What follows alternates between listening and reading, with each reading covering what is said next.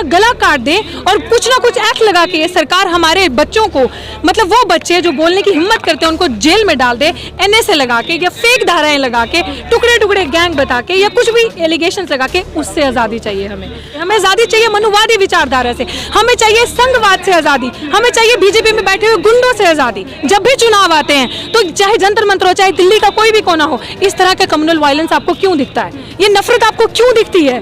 RSS को ban करो, क्योंकि RSS ही है एक ऐसा संघ, ऐसे लोग जो कम्युनल पॉइजन फैलाते हैं, नफरत फैलाते हैं, जिन्होंने आज खुलेआम जाके ये कहा कि मुल्लों को काटेंगे तो राम राम चलाएंगे। मैं आपके माध्यम से ये बात कहना चाहती हूँ कि अगर हम मुल्लों को काटेंगे, टेक्निकली मुझे करेक्ट करना, तो मुल्ले अल्लाह अल्लाह चलाएंगे ना, हिंदुओं को काटोगे ना तो राम राम चलाएंगे। इन्हीं गुंडों से तो आज़ादी चाहिए जो देश में डर का माहौल बनाना चाहते हैं, नफरत का माहौल बनाना चाहते हैं, क्योंकि ये देश भगत सिंह का है। ये गेम खेलना चाहते हो ताकि लोगों के दिमाग में आ जाए, अच्छा मोदी जी तो 2030 तक रहेंगे, अच्छा ऐसा प्रधानमंत्री, इसका मतलब कोई ऑल्टरनेटिव ही नहीं है हमारे पास, ये तो 2030 तक रहेंगे। जनता मूर्ख नहीं है, सिर्फ एक बेशर्मी हमारे ही प्रधानमंत्री के आदमी है जिन्होंने सिर्फ एक ही चीज सीखी है, बड़ा बड़ा फेंकना, बड़ा बड़ा झूठ बोलना, और वही झूठ आज बोला। जिस मंदिर में आप भेजते हो पुजारी अपने बिठाते हो, जो वहाँ पे चंदा इकट्ठा करने के लिए बैठे, वो मंदिर दलितों की, आदिवासियों की बच्चियों के साथ दिन दिहाड़े रेप करता है, उसकी जिम्मेदारी कौन लेगा? बस लेके जाते हैं ना, वो बस लेके जा रहे हैं, जो कह रहे हैं हम बस लेके पहुंचेंगे, स्पीड ब्रेकर बन के हम बैठेंगे, आप आओ हमारे ऊपर से निकल जाओ, लेकिन ये आवाज बंद नहीं होगी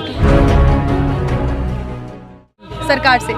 तो ये किस तरह की आज़ादी है जहां हम अलग आज़ादी की मांग उठा रहे हैं? आज़ाद भारत में, आज़ाद भारत में आज़ादी की, ऐसा नहीं है कि जो लोग आज़ादी की मांग उठा रहे हैं आज़ाद भारत में, वो भारत से प्यार नहीं करते। असली में वो भारत से सच्चा प्यार करते हैं जो लोग आवाज़ उठा रहे हैं, क्योंकि उन लोगों ने उस भारत का, जो भारत था, जिस भारत में हमारे लोगों ने अपने प्राणों की आहुति दी इस देश को आज़ाद करने के लिए, वो आज़ादी इतनी आसान नहीं थी जो मिली थी उस टाइम पे। बहुत लोगों के, हमारे लोगों के खून पसीने बहे हैं उसमें, कितनी माँओं ने अपने लाल खोए हैं, जिन लोगों की मेहनत की वजह से या जिन लोगों की श्रद्धांजलि की वजह से ये आज़ादी मिली। और आज हमें ना सांस लेने की आज़ादी है, ना सड़कों पे खुले खुले से चलने की आज़ादी है, ना बात करने की आज़ादी है। आज आप लोग कहेंगे कि आप बोल रही हैं 15 अगस्त को, क्या ये आज़ादी नहीं है? हमारे बोलने की आज़ादी तो आपने हमें दी, वो क्यों दी? क्योंकि वो कॉन्स्टिट्यूशनल राइट है मेरा, राइट।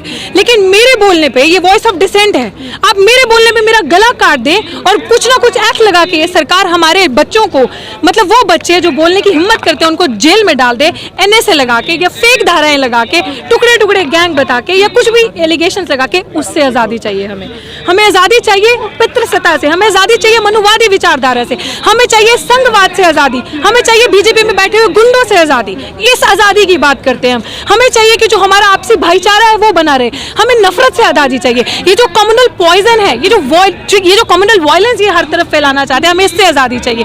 क्योंकि आज़ादी का मायने, ये 15 अगस्त को मैं आप सबको क्यों बता रही हूँ, क्योंकि आप सोचो कि अगर हम पुराने टाइम पे जाएं, सावरकर जैसे लोग आज हमारे सर पे चढ़ के बैठ गए हैं, ये वो लोग हैं। आप लोगों को अपना इतिहास समझना चाहिए, क्योंकि सावरकर और जिन्ना जब एक बात पे एक थे कि इस देश में वो कहते थे 2 देश बसते हैं, और वो चाहते थे कि हिंदुओं का हो जाए, एक मुसलमान का हो जाए। तो जंतर मंतर पे जब भी चुनाव आते हैं, तो चाहे जंतर मंतर हो, चाहे दिल्ली का कोई भी कोना हो, इस तरह का कम्युनल वायलेंस आपको क्यों दिखता है? ये नफरत आपको क्यों दिखती है? क्योंकि ये लोग देश को तोड़ने का काम करते हैं।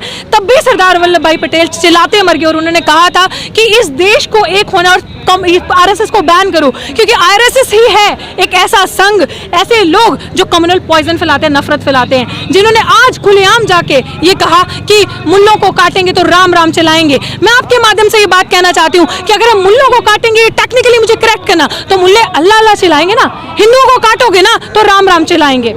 ये नफरत के भर रहे हैं, आप कितनी दहशत से ये नफरत भर देते हो और बोल देते हो कि मुल्लों को काट। क्या वो इस देश के नहीं है? क्या ये देश उनका नहीं है? क्या ये देश दलित आदिवासी पिछड़ों का नहीं है? ये देश बाबा साहेब भीमराव अम्बेडकर का है, कि जब उन्होंने कहा था पार्लियामेंट में, खुद मैं आज सुबह भी वो वीडियो देख के आई हूं, जब वो खुलेआम चिल्लाए थे और उन्होंने कहा था कि ये देश टूटना नहीं चाहिए। तो फर्क यही है कि जो वो नारे लगा रहे हैं जंतर मंतर से, वो 24 घंटे के अंदर उनको बेल मिल जाती है, और कुछ मैं कह रही हूँ आज़ादी की मांग कर रहे हैं, वो 1.5 साल से जेल में बैठे। यही कह रही हूँ कि यही तो मैं आपको सबको दिखाना चाह रही हूँ रियलिटी, कि यही तो बेशर्मी है, यही तो गुंडागर्दी है, कि आप वो अश्विनी उपाध्याय जैसा बंदा, जहाँ पे जिसको आप कहते हो बॉस, वो कुछ ऐसे अपना डायलॉग करते हैं और वो कहते हैं ये हमारा बॉस है।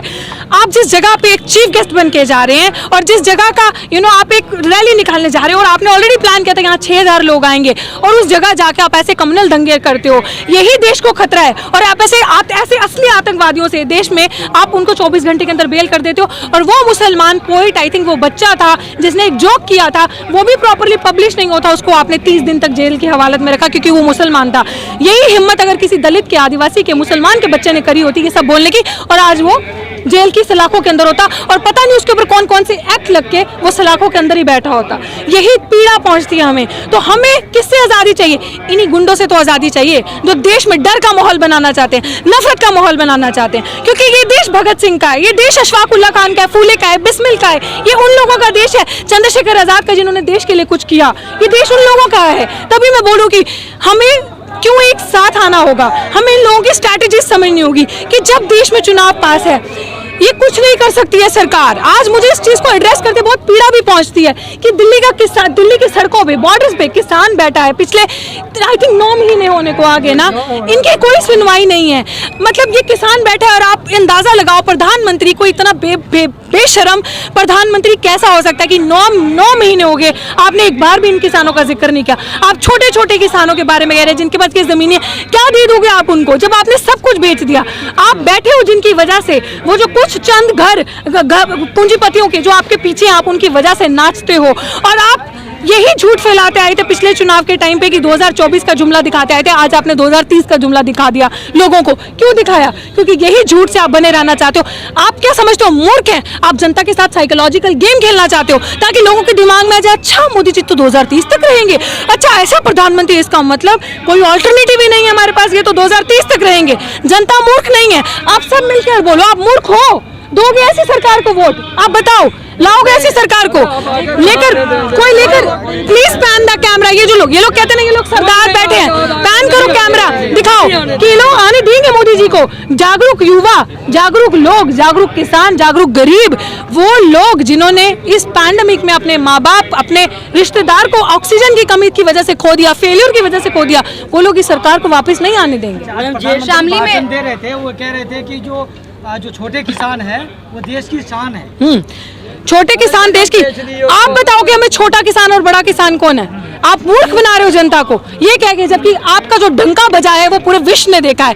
किसने, मैं आपको बता रही हूँ, कौन सा ऐसा न्यूज चैनल, कौन सी ऐसी अखबार, कौन सा ऐसा बाहर का प्रधानमंत्री नहीं होगा जिसने इस किसान आंदोलन को सपोर्ट नहीं किया होगा, इसके बारे में नहीं लिखा होगा। सिर्फ एक बेशर्मी हमारे ही प्रधानमंत्री के हाथ में है, जिन्होंने सिर्फ एक ही चीज सीखी है, बड़ा बड़ा फेंकना, बड़ा बड़ा झूठ बोलना, और वही झूठ आज बोला। काम आप करे, काम जनता करे, मेडल्स हमारे देश के वो बच्चे लेकर आए, क्रेडिट सारा ये बैठा एसी के कमरे में बैठा प्रधानमंत्री खाएगा। That's what he is expert in. यही काम करते आए हैं। तो ये झूठ जुमले ज्यादा देर तक नहीं चलेंगे। वो जुमले नहीं चलेंगे कि यूपी को खड्डा मुक्त बना दिया। यूपी को आप वो बनाइए कि जहाँ पे बच्चों का रेप ना हो। यूपी को आप रेप मुक्त बनाइए, यूपी को आप भ्रष्टाचार मुक्त बनाइए, यूपी को आप गुंडा और राक्षस राज मुक्त बनाइए। तब ये आप सही भारत का निर्माण करेंगे। तब आप कह सकते हैं कि हाँ मैं ऐसे भारत को देख रहा हूँ। आप ये जुमला मत दिखाइए हमें 2030 तक का झूठा।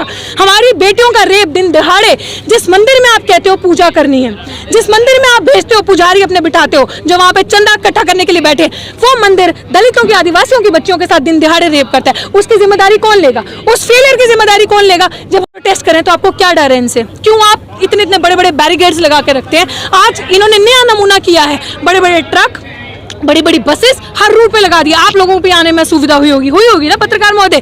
तो यही चीज मैं आपको बता रही हूँ। तो आप किस चीज से डर रहे हैं? इन किसानों ने अगर कुछ करना होता तो आज 8 महीने हो गए अपना नमूना दिखा चुके होते। इनके हाथ भी मजबूत हैं, ये कर सकते हैं, सब कुछ है इनके पास भी, लेकिन सिर्फ कॉन्स्टिट्यूशन लॉ को अवॉइड करते हुए यहाँ बैठे हैं। अपने संविधान से प्यार करते हैं, अपने देश से प्यार करते हैं ना आप लोग? संविधान से प्यार मानते हैं ना आप लोग?